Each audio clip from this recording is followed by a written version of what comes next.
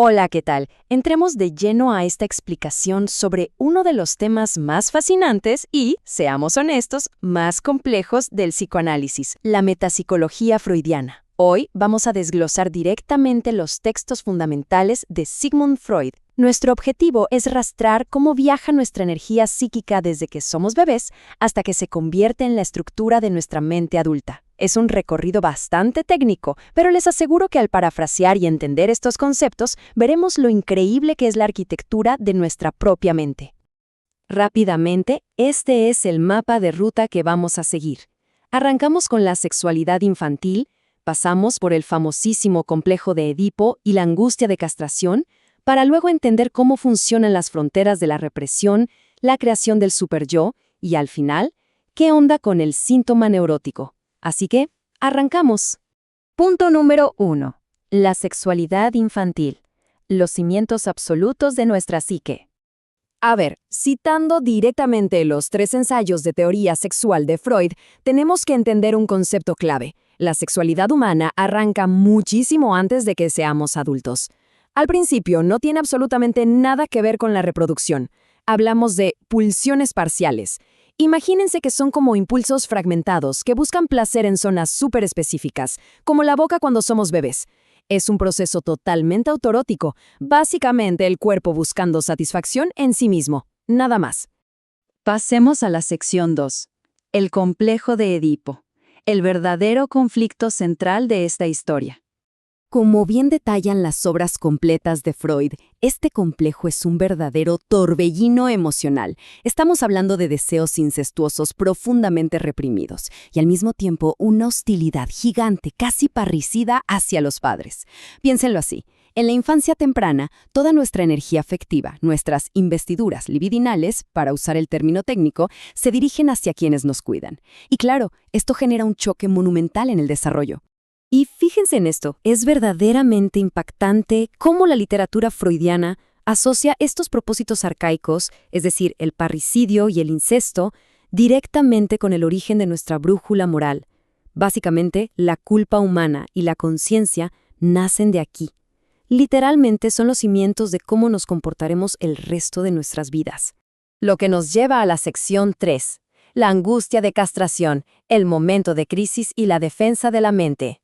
El tema es que nuestra mente simplemente no puede aguantar este nivel de conflicto entre amor y odio para siempre, tiene que estallar, y aquí vemos un contraste estricto en la resolución dependiendo del género. En el niño surge la famosa angustia de castración, un miedo literal ante la amenaza de la figura paterna.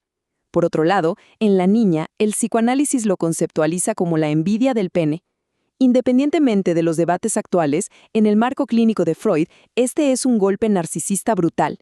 Es la gran crisis que obliga a la psique a decir, ¿saben qué? Tengo que abandonar estos deseos incestuosos ya mismo.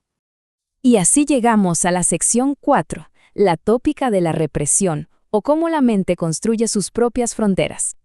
Para lidiar con esa angustia que es insoportable, la mente entra en modo de combate activo. Freud lo explica desde 3 puntos de vista metapsicológicos. Primero, el aspecto tópico. Imaginen una frontera supervigilada que separa el sistema inconsciente del preconsciente. Segundo, el aspecto dinámico, que es básicamente el ring de boxeo donde se pelean nuestros deseos más primitivos contra nuestros mecanismos de defensa.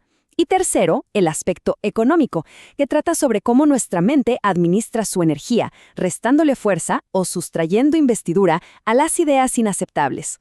Pero ojo, la represión no pasa de un jalón, y spoiler, casi nunca es completamente exitosa. Es un proceso de 3 pasos. Inicia con una represión primordial que deja esa idea fija en el inconsciente. Luego viene una represión secundaria que actúa como un guardia de seguridad rebotando a los retoños, o sea, ideas nuevas que se parecen a la original y tratan de salir. Y al final, ocurre el inevitable retorno de lo reprimido. Esos deseos ocultos se cuelan en nuestra vida diaria a través de sueños, síntomas neuróticos o los famosos actos fallidos.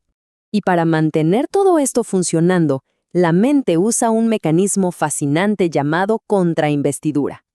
En términos económicos, esto es un gasto de energía brutal, constante y súper agotador para el yo. Imagínense que están empujando una puerta cerrada con todas sus fuerzas, sudando la gota gorda, porque del otro lado hay una multitud inmensa de deseos inconscientes tratando de entrar sin parar. Así de extenuante es la labor de la represión. Vamos a la sección 5, el superyo y la moralidad, la forma en que el psiquismo resuelve este embrollo. Una vez que logramos sepultar esos deseos infantiles, ocurre una transformación impresionante en la mente. Las reglas, la autoridad y las prohibiciones que antes venían de nuestros papás, de pronto se introyectan, se hacen internas. Nuestra mente se identifica con ellos y ¡pum!, nace el superyo. Esa es la famosísima voz en la cabeza que te juzga, tu brújula moral, y la responsable de regalarnos nuestra eterna conciencia de culpa. Finalmente, la sección 6, el síntoma neurótico, o cómo lo que enterramos siempre encuentra la manera de volver. Porque claro, la historia no termina con un simple "y fueron felices para siempre". Resulta que la energía psíquica reprimida, la libido, no se puede destruir. A fuerza tiene que salir por algún lado. La represión causa un divorcio total entre la idea inaceptable y la emoción o afecto que la acompañaba. Entonces, la idea se queda encerrada en el sótano del inconsciente, pero el afecto se escapa y busca vías alternativas, formando síntomas. Un síntoma neurótico es, irónicamente, el intento de la mente por curarse. Es un punto medio, un compromiso muy tenso entre el deseo original y la defensa. Para aterrizar esto con la literatura clásica, hablemos del famosísimo caso clínico de Juanito. Es un ejemplo perfecto para entender la mecánica de una fobia histérica. Miren qué truco tan increíble juega la mente. Juanito tiene un conflicto interno insoportable, siente terror hacia su propio padre. ¿Qué hace la mente para protegerlo? Proyecta todo ese conflicto hacia afuera. Desplaza la angustia hacia un objeto totalmente neutral, un caballo. De esta forma tan creativa, evita el trauma directo de enfrentarse a la figura amada y temida al mismo tiempo. Y esto nos lleva al final de nuestra explicación de hoy. Todo este recorrido teórico, desde que somos bebés explorando el autoerotismo hasta cómo la mente inventa fobias complejas, nos obliga a mirar de frente a las fuerzas invisibles del inconsciente. Así que, para despedirnos, les dejo esta pregunta sobre la mesa. ¿Hasta qué punto nuestras acciones más cotidianas y supuestamente racionales no son, en realidad, simples ecos disfrazados de un conflicto edípico que creíamos sepultado hace muchísimo tiempo? Piénsenlo. Ha sido un gusto acompañarlos en este análisis. Hasta la próxima.